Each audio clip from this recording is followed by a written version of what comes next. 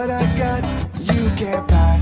It resides between my eyes. Walked through the fire, came out better on the other side. See, life's like a beach if you find the sand. And right now, I'm feeling like 100 grand.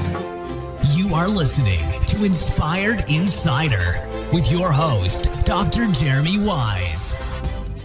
This episode is brought to you by Rise 25. At Rise 25, we help businesses connect to their dream, relationships and partnerships. We do this in a few ways. One, we're an easy button for a company to launch and run a podcast. We do the strategy, accountability, and the full execution production. And number two, we're an easy button for a company's gifting. The gifting, staying top of mind to clients, partners, prospects, even staff from a culture perspective. People just send us the addresses. We do everything else.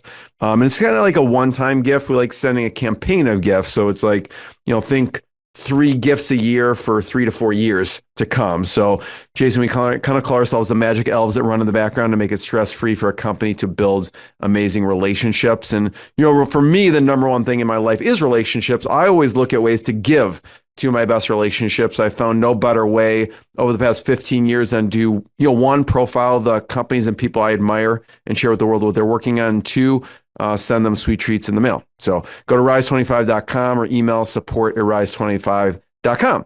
Dr. Jeremy Weiss here. I am here with Tyler Lane. I'm the host of inspiredinsider.com, where I interview great, amazing entrepreneurs and founders. Tyler? Jeremy, good to see you. My name is Tyler Lane. I host a podcast called Built to Convert, where we explore strategy, analytics, and how creativity comes together to drive meaningful growth. I'm also the founder of an agency called Session Interactive. It's good to be with you, Jeremy. So tell people a little bit, just start off Session Interactive and what you do. And we're going to interview today the AI version of Brian Halligan. So this is a different type of episode. If you don't know Brian Halligan, he co-founded HubSpot, which is, I think, Tyler, worth billions of dollars at this point, but it was a startup to billions. Yeah, big time. We were just at the... you help people with HubSpot. We do. We collaborate with individuals at the HubSpot analytics configuration level, and then we work with a variety of HubSpot partners that do a lot of the implementation. So yeah, it's been a good collaboration. You were just at Inbound. I was. Also which is put on by HubSpot. What'd you think? It was great. We did more of the conference adjacent component, where we set up a bunch of meetings and we're able to collaborate with individuals that attended the conference and chat with them, and then meet with a lot of our dedicated partners too, who we really enjoy seeing. And it was out in San Francisco this year. So again, we saw John, your co-founder, which was cool, and caught up a lot of people out there. It was good to switch it up from Boston. So Session Interactive. Yeah, exactly. So we're a performance marketing agency focusing on 3 core departments: SEO, which is an incredibly broad acronym these days, incorporating AEO and GEO and other components around that, content marketing, et cetera. Paid media, so that incorporates paid search, paid social, programmatic. And then lastly is really our foundational element around analytics, so attribution, configuration, consultation, et cetera, and trying to make sure we hone in and develop a cohesive strategy rather than just fixate on channel silos. So, and we help brands. We're agnostic in terms of our channel set, but we, B2B, D2C, SaaS companies, you name it, really fixated on those core elements around the mid-market enterprise sector. Well, we have an interesting interview for everyone, which is the AI version of Brian Halligan. Okay, so we're not claiming this is not the real live Brian Halligan. This is an AI version. And I have a couple other episodes on my podcast who I had fun with. Actually, we're going to Delphi.ai, so it actually helps clone people in the way they clone people. You can ask them questions. Obviously, you have to upload things to the platform so it knows what to say on your behalf. But I actually had the founder of Delphi on the podcast. I had the AI version, and I also had the live version in one episode. But I'm going to share my screen, and we're going to bring Brian on the screen here, Tyler. So, all right. So we have Brian here, and we're gonna call Brian up right now, and Bring. Let's see.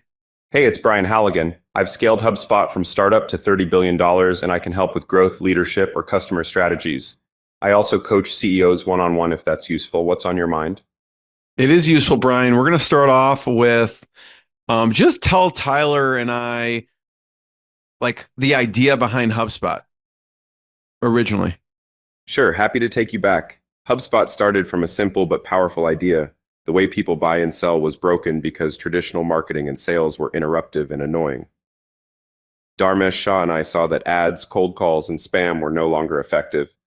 Instead, we imagined a method that would pull customers in by providing helpful, relevant content that would attract them naturally.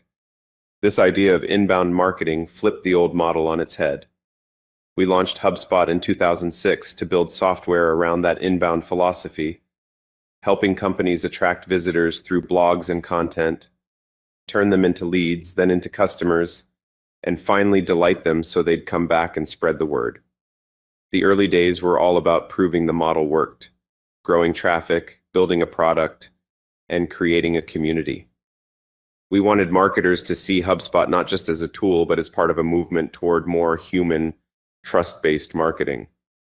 That was the seed that grew into everything HubSpot is today. Does that fit what you were looking for? It does. Thanks, Brian. I really appreciate that. Let's take it back even further. So if you were to building HubSpot today from scratch, how would AI reshape your approach in terms of inbounds and SEO? I'm curious. If I were building HubSpot today from scratch, AI would reshape inbound and SEO in some seriously fundamental ways. Inbound marketing at its core is about attracting, engaging, and delighting with relevant content. AI now lets you massively scale and personalize that content creation. Instead of one-size-fits-all blog posts or social, you'd have AI helping churn out targeted ideas and first drafts tuned to audience segments, freeing humans to focus on strategy and creativity. SEO itself is more complex now. Google's search results aren't just 10 blue links anymore. AI influences what gets surfaced on the page, the answer box, featured snippets, and behind-the-scenes ranking signals. The old rank tracking tools feel a bit quaint. You'd lean heavily into first-party data and AI agents that dynamically optimize content and user experience based on live signals rather than fixed keyword targets. On a bigger picture, AI would let you turn inbound from a static funnel into a continuously learning flywheel. Your inbound marketing engine becomes a self-improving system guided by real user data, powered by AI-driven automation and insights.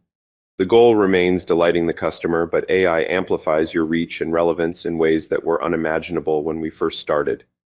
Given what we know from HubSpot's current AI efforts, ChatSpot and Agent.ai, the AI copilot would be baked into the product and marketing so deeply that creating, optimizing, and personalizing inbound content and SEO tactics would be part of a seamless workflow.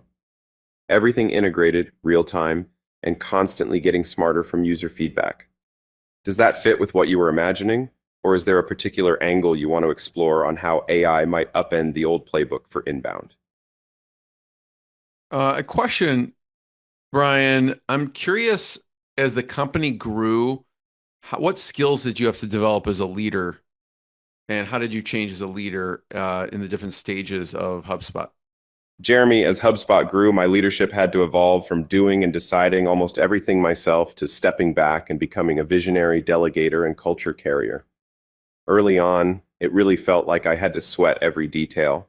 The classic startup CEO role, 90% hustle, 10% vision. But as we scaled, those days faded. I had to get comfortable with not having all the answers and start trusting others to take the reins on execution. That shift meant developing skills around team building, clear communication, and especially setting a long-term vision that others could rally behind. I learned that holding the company's mission and culture steady became my highest leverage activity. It was less about micromanaging and more about empowering managers to lead their teams effectively. I also became what we called at HubSpot the Chief Pothole Prevention Officer, constantly sniffing out systemic issues before they got too big and ripple through the organization. Around the 100 to 150 employee mark, informal communication and culture started to strain, and I had to up my game on over-communicating and bringing clarity. I shifted focus to discipline around hiring, promoting the right people, and replacing leaders who weren't fitting the company's scale needs. It's not easy, but almost always morale improves drastically after those changes. In the startup days, I was mostly a doer and problem solver.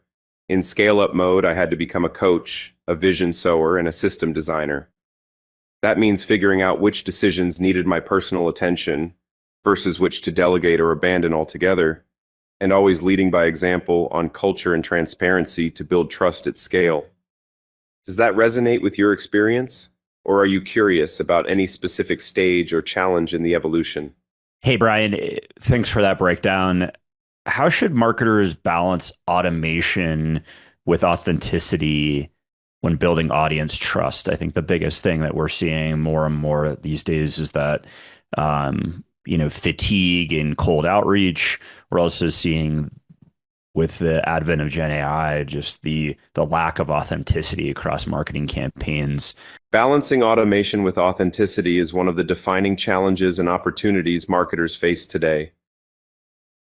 Automation gives you scale and efficiency, allowing personalization at levels that humans alone could never handle. But authenticity, that's what builds true audience trust and loyalty. Trick is to use automation as your amplifier, not your replacement. Let AI handle the repetitive, data-driven tasks like segmenting your audience, personalizing messaging dynamically, or suggesting next steps, while your human team crafts core narratives, lives the brand values authentically, and engages one-on-one when it truly counts. HubSpot's journey taught us that trust isn't easily earned.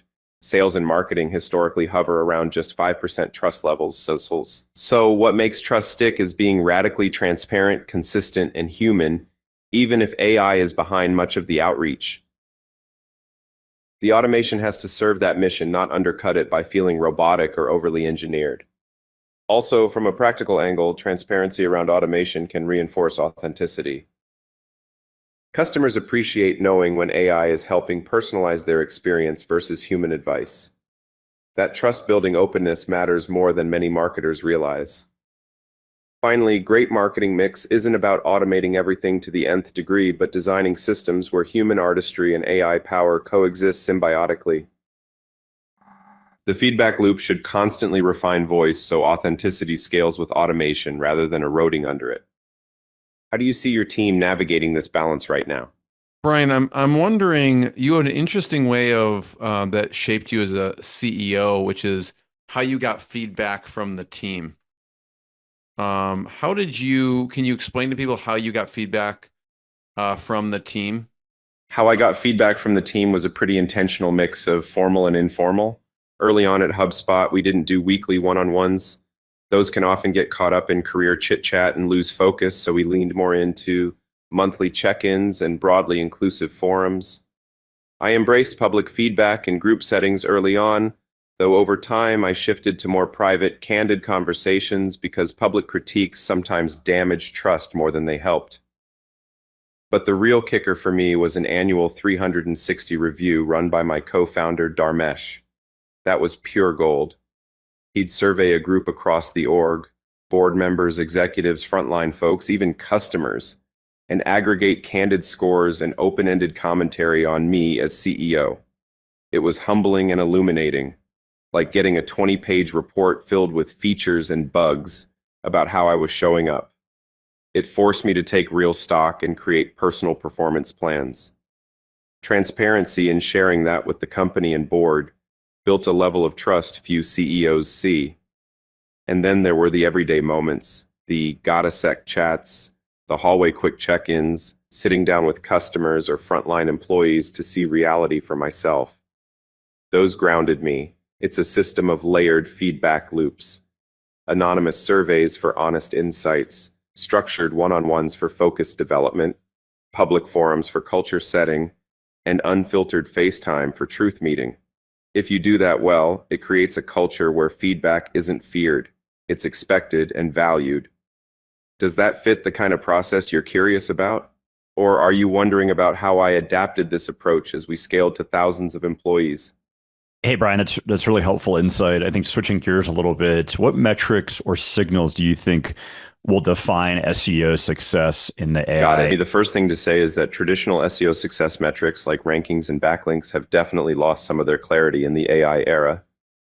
Google's search results pages now show direct answers, featured snippets, ads, and other elements that break the simple rank first, win clicks model. The variability from user to user and context to context means chasing pure rank can be a fool's errand. What gets much more interesting are signals tied to real user engagement and brand presence in AI-generated content and conversational search. Kind of how your brand shows up in the AI answer boxes or chat interfaces. Measuring how your brand or content influences these AI-driven paths will be a new frontier. Beyond that, metrics that reflect sustained user value and relevance come into the spotlight. Things like the quality and longevity of traffic cohorts, how content sparks user interactions beyond clicks, and the net promoter scores for your brand's organic search experience. And you'll want to layer in more multi-channel context. Social proof from influencers, podcast engagement, early adopter feedback, and even AI audit results if you partner with agencies focused on AI-driven SEO strategies. All of this builds toward a larger idea I keep seeing. SEO success in the AI era is less about isolated signals and more about integrated brand equity, user experience, and becoming the trusted source that AI platforms want to surface.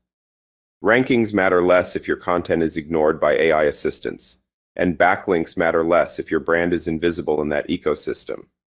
How are you currently measuring SEO success now, and are you leaning into any of these newer signal types? Brian, I know a lot of companies that grow have a growth through acquisition model. So I'm wondering what you look for as a founder CEO when you are actually investing in other companies to grow the overall HubSpot. When I looked at acquisitions to grow HubSpot, I was focused on how the target company could accelerate our flywheel, especially if it delivered a new capability that filled a gap in our product suite or took us into an adjacent market we needed to own. I wanted those deals to feel like natural extensions of our core mission, not distractions. One thing I always kept top of mind was the math and culture. Would the acquisition improve our unit economics, especially retention and lifetime value? If it didn't measurably help that equation, it was a hard pass. And culture fit was huge. I was never interested in buying just to buy. The target needed to share a values mindset and a customer obsession. It helped a lot to keep a running dialogue with CEOs in the space, even competitors, oddly enough. Building those relationships ahead of time lets you move faster when the right opportunity comes along. Of course, valuations always factor in. Timing is everything. Sometimes being patient and letting the market or the business mature a bit leads to a better deal and integration.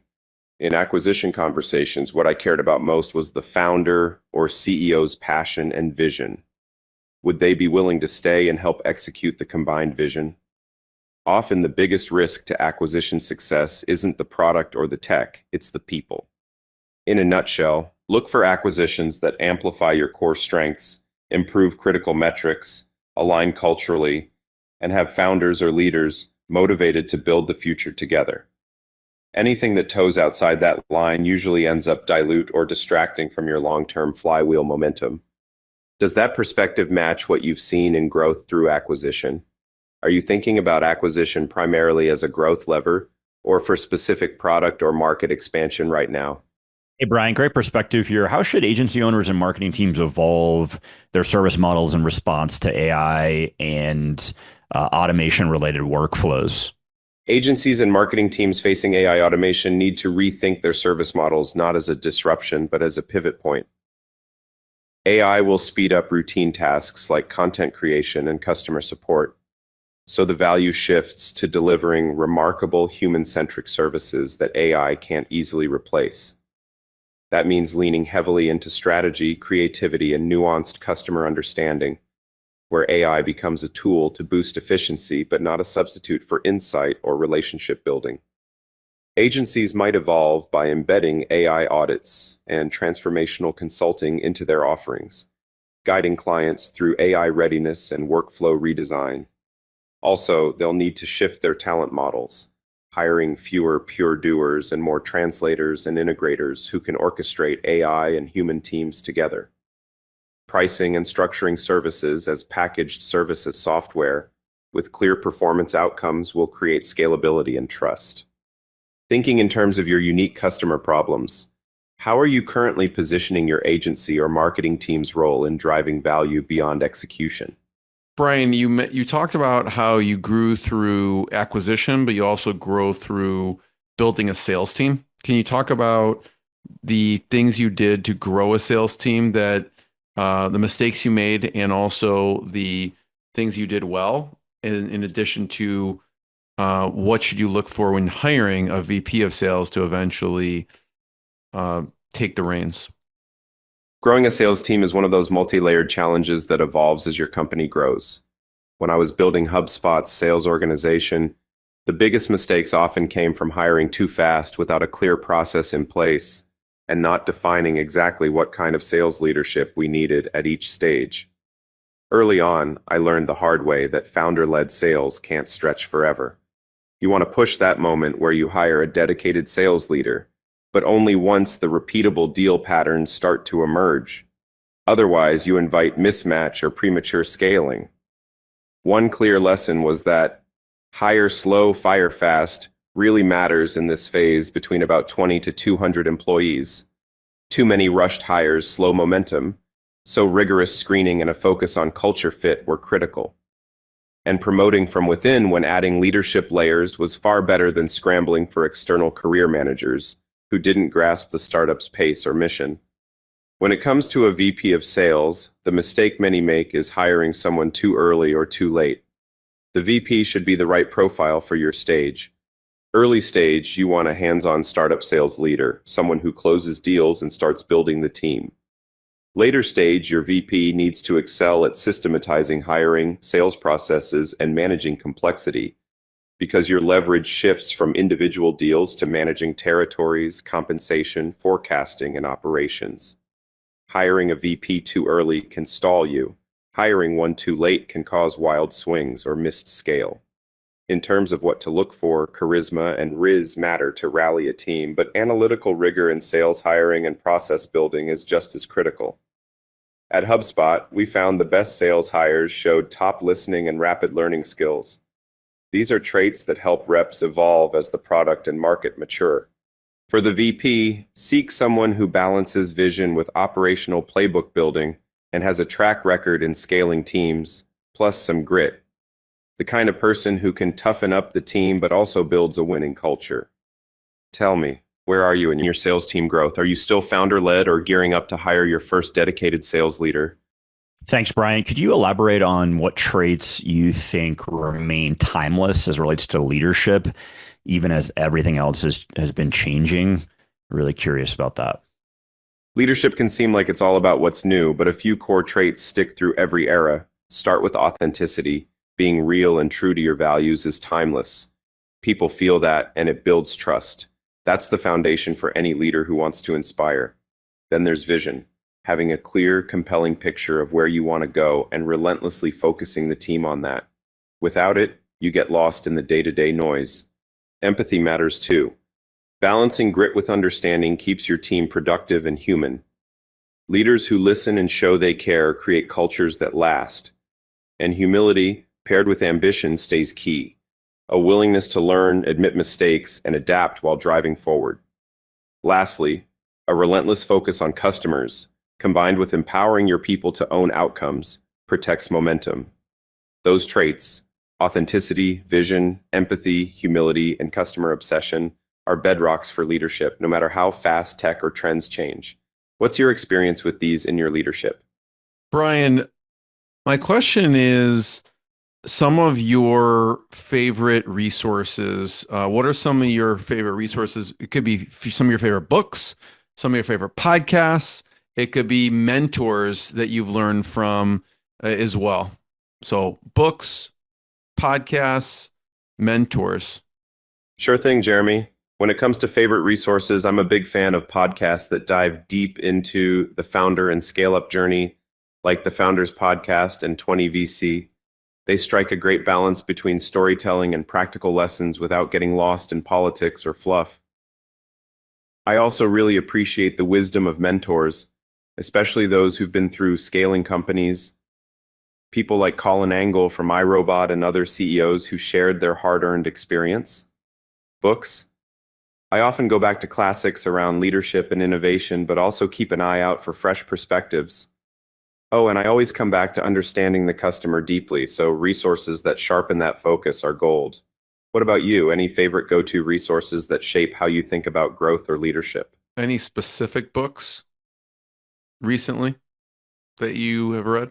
Recently, I've been diving into a few books that really challenge how we think about leadership, innovation, and building teams at scale. One that I've been looking forward to reading is a new book by Brad Gurley. He's got a sharp take on startups and scaling. I haven't finished it yet, but it's on my radar because in this phase, fresh perspectives keep you honest about what really moves the needle. Other than that, I try to keep my reading balanced between classic leadership wisdom and the latest thinking around customer obsession and culture. Sometimes it's more about what I'm applying in real time, like refining how HubSpot fixed its retention challenges or building a scale-up culture that actually sticks. Those stories and lessons feel more alive when paired with current reads. What about you? Any particular books or authors sitting on your nightstand lately? Thanks, Brian. This is all really helpful. What does the future of customer acquisition look like in your eyes in the world where algorithms understand intent better than humans? Is it inevitable that we'll be marketing to AI agents over humans? Talk to us about that. Hey, Tyler, algorithms understanding intent better than humans, it's wild to think about, but it's really about how deep personalization and prediction can get. When AI truly grasps intent, customer acquisition shifts from interruption and guessing to meaningful connection and anticipation.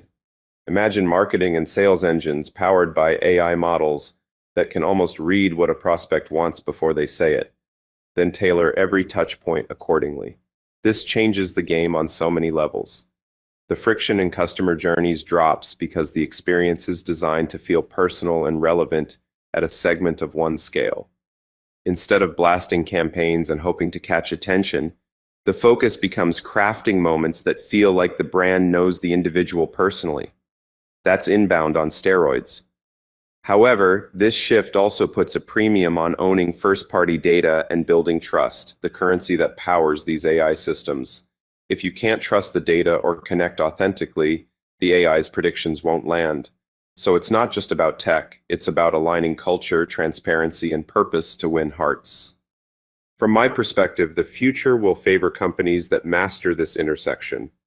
Deep customer empathy amplified by AI intent understanding to create flywheels of retention, advocacy, and efficient acquisition.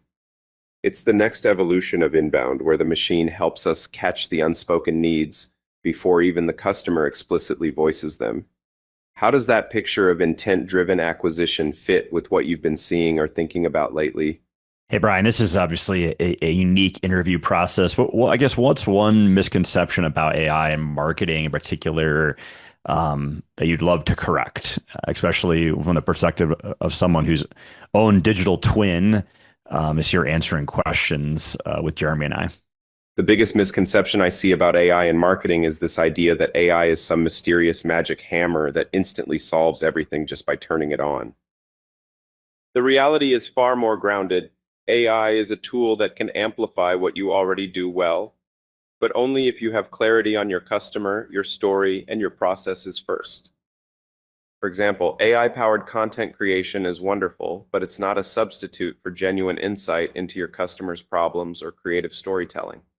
At HubSpot, we've built AI agents that help improve operational efficiency and automate repetitive marketing tasks, but they work best when plugged into solid systems and human-led strategy, not as standalone silver bullets.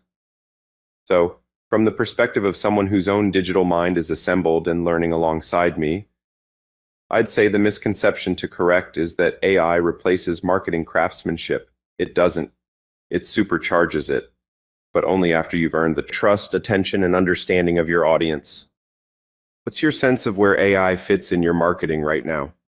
So, Tyler, I'd love to hear your thoughts on Brian Halligan's AI version interview today. No, I think it's really interesting, and it's amazing how you can just think about the use cases of training up an agent that's fixated on your brands and all your ideals and your perspective, and to see where it can go. I think be interesting to press him further on, controversial or other type related topics to see what he would come back at with. Um, I think it's got a long way to go, 100%, but it's really compelling to see that, um, what's happening thus far. And again, I think I mentioned around training things, we're utilizing similar technology, but for example, like a CEO related agent. So if you're questioning around about something around a proposal or a strategy or certain things like that, you can pass it through my own agent. The team will utilize that, and it'll essentially kind of gut check thoughts and perspective that I would theoretically have without necessarily having to talk to me directly. So those are some interesting use cases that I can think of. What are some other things you're doing with companies to help them with AI? Yeah, so I think we're pivoting less, are envisioning our business pivoting from less channel specific SOWs to more kind of immersive engagements with brands. I hesitate to say the word full service, but I think, we want to be immersive in the sense of fixated on what your problem is and providing a solution, bringing individuals and other agencies together in more of a collective format. And one of those components, 100%, is utilizing generative AI from the ideation and expanding strategic areas, but also incorporating in workflow technology, utilizing make.com or N8N to understand processes that can essentially automate and improve. Brian nailed it, and this is our perspective as well in terms of mundane or repeatable or more of those elementary tasks, so to speak, should be taken up by agents and collaboration work with workflows all day. Absolutely. So you can really hone in on someone that has 10 plus years of experience to ensure that they're more of a strategic partner versus, they're doing some of these mundane work that is just incredibly time consuming, and their time is better spent elsewhere. So that's kind of really where we're thinking about internally and how we're already benefiting our brands. Are there any interesting or cool AI tools, whether it's apps or software you're playing around with? We'll exclude ChatGPT, Perplexity, Gemini, any ones you're playing around with. I'll mention a few on my end, but I'd love to hear your take on any Chrome extensions, software tools, apps. Whisperflow I'm using in combination with Gemini inside of Gmail because I spend, who knows, I get thousands of emails a day. I'm sure you do too. And so Whisperflow with Gemini is really helping at least give me a draft that I can edit quicker. And I played around with Suno for fun, like just to create songs for people. It could be for personal use or business. Like if I find someone, I'm going to make a rap country songs that like rap and country and upload their homepage into Suno and create them a song, customized song in 5 minutes, just as like a wow and delight. What other stuff are you using? Yeah, it's wild. We have a pretty lengthy list that we're constantly vetting. I'll just kind of revert back to more of, it's not AI necessarily specific. It's really the workflow technology. I mean, it really was pioneered by Zapier, and now with Pipedream and make.com and N8N, it's becoming more and more popular and common. And then how that translates into vibe coding, I think is important. I think there's also just like, there's all these pundits like you should be automating everything, and it's it's easier said than done, right? It's like, oh, this is so easy to build out, and yeah, you can fact check, screenshot, and constantly chat with LLMs to get better and improve your workflows and generate your workflows from scratch. But it's incredibly time consuming, and there's a lot of it's prone to errors. It doesn't evolve automatically. Obviously, you have to really hone in. So I think that's a big thing that we're constantly challenged with. Of let's just automate it, and it's again easier said than done. But there are some core principles, and we've seen some great results. But those tools have been really cool to play with. And I'm also excited about like some of the context protocols, the MCPs that you can connect to various tools. Google Analytics came out with one. We're in the throes of testing it. Essentially, can kind of query the instance, easier said than done, right? It's not perfect by any means, and it's not replacing humans anytime soon, at least for what we've seen. This has been great. Tyler, thanks so much, and we'll see everyone next time. Thanks, Jeremy. What I got, you can't buy. It resides between my eyes. Walked through the fire, came out better on the other side. See, life's like a beach if you find the sailing right now. I feel like 100 grand.